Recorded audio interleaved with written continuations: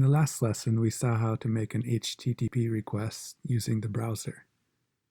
In this lesson, we're going to look at a few other ways to do the same thing. Not just GET requests, but we'll see how we can make other requests like POST and PUT and so on. Before we do that though, let's change a few things back. Let's make the route back to example.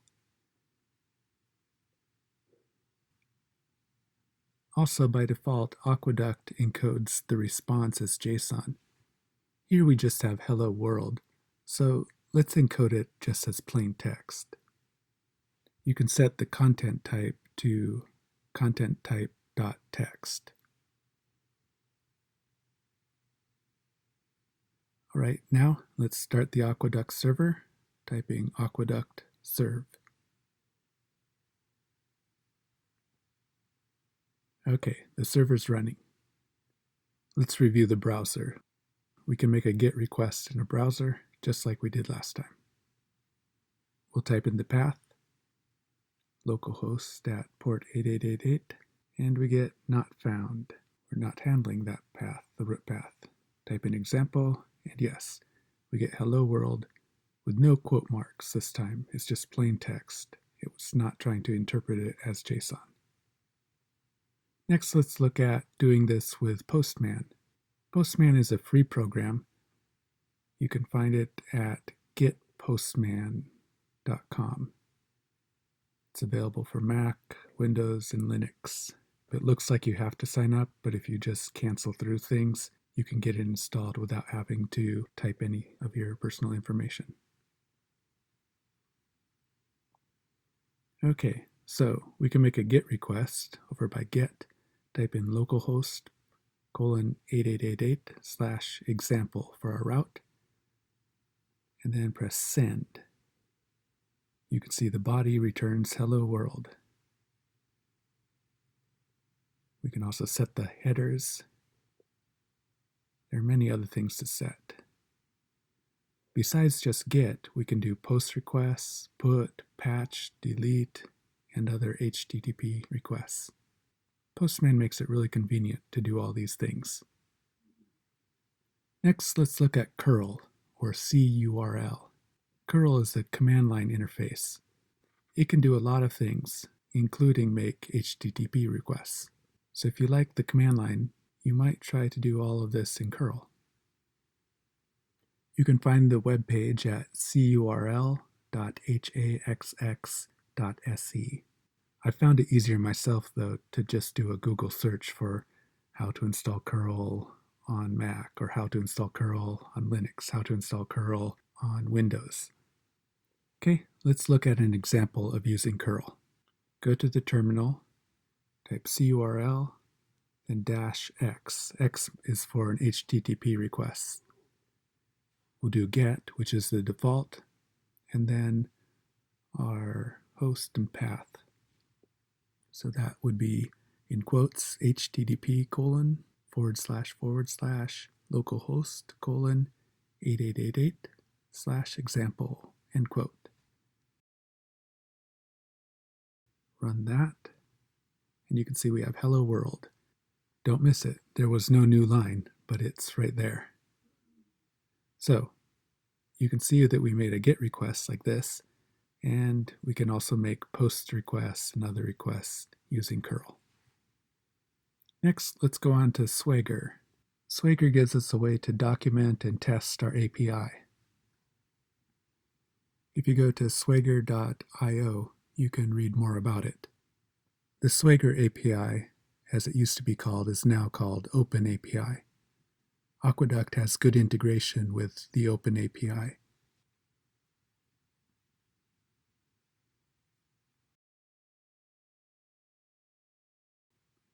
In your project root, you can type aqueduct document client. This will generate a client to test our server API. And there it created a client HTML page. Let's paste that in our browser.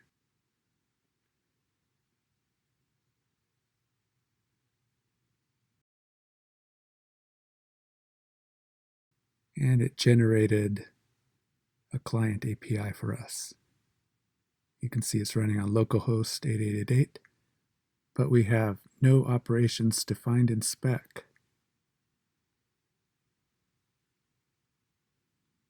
The reason for that is that in Aqueduct, we haven't actually set it up correctly yet. We're using a link function. Later on, we're going to be linking to controllers and not just a function. Once we have the controllers set up, then we'll actually be able to use the Open API, the Swagger client, to test our server. We may do that a little more in the future. For now, I just wanted you to see how it works. If you go over here, you can see the generated client.html. It's just a lot of generated code. You don't have to worry about it right now. Okay, let's go on to Aqueduct test. You can actually use tests in Aqueduct to send HTTP requests. Let's see how to do that.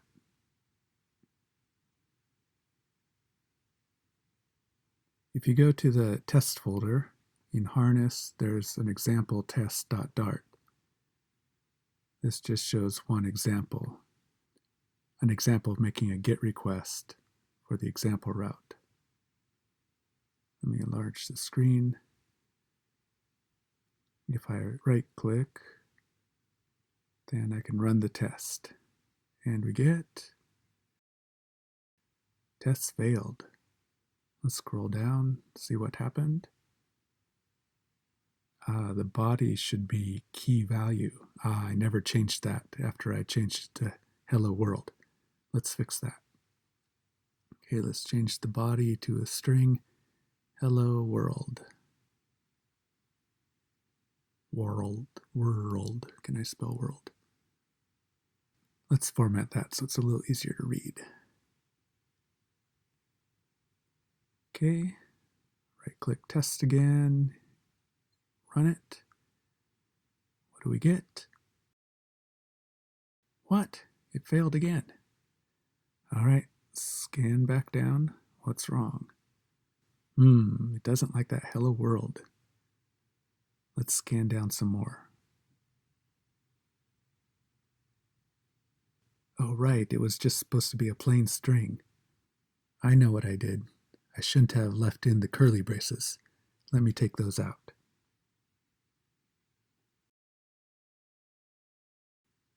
Okay, let me try one more time. Right-click test, run, and yes, the test passed.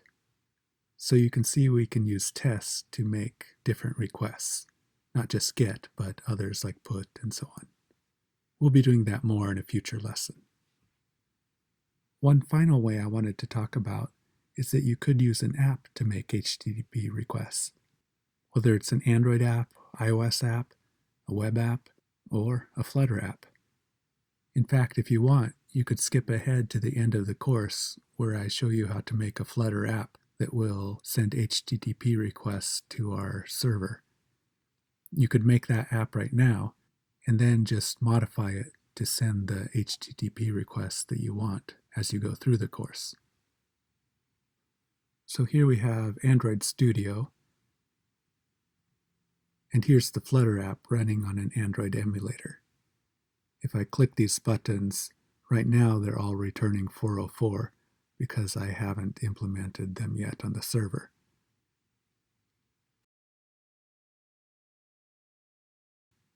But in the code there, you can see that I'm making GET requests. In Flutter, you just import the HTTP package to make those GET requests.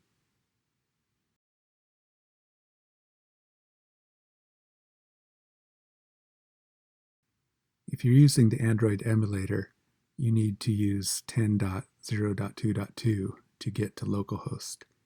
If you're using the iOS simulator, then just use localhost. Okay, I showed you some different ways to make HTTP requests. In the next few lessons, though, we're going to be using Postman just because it's convenient, it's visual, it's an easy way to make HTTP requests. So that's what I'm going to show in my videos. But if you want to use one of these other methods, feel free to do that.